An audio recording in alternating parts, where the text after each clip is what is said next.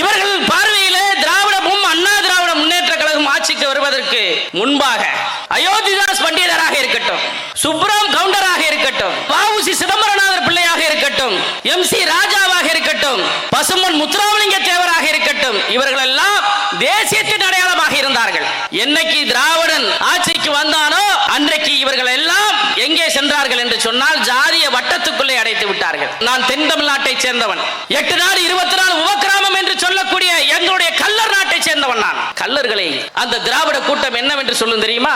கல்லர்கள் என்றால் திருடர்கள். முக்குளத்தின் மூத்த குடி நாங்கள், கல்லர் மறவர் அகமுடியாருக்கு மூத்த குடி நாங்கள். இந்த 3 சமூகங்களும் வெள்ளக்காரன் காலத்திலே எங்களை வாரியார் வச்சான். கல்லர்கள் என்று சொன்னாலே வன்முறைவாதிகள், மறவர்கள் என்று சொன்னாலே வன்முறைவாதிகள், அகமுடியார்கள் என்று சொன்னால் வன்முறைவாதிகள் என்று சொல்லி இந்த தேச விடுதலைக்கு பாடுபட்ட ஒரு பேரினத்தை சிறுமைப்படுத்தி வைத்திருக்கிறது என்று சொன்னால் அதற்கு இந்த திராவிட கூட்டம் தான் காரணம்.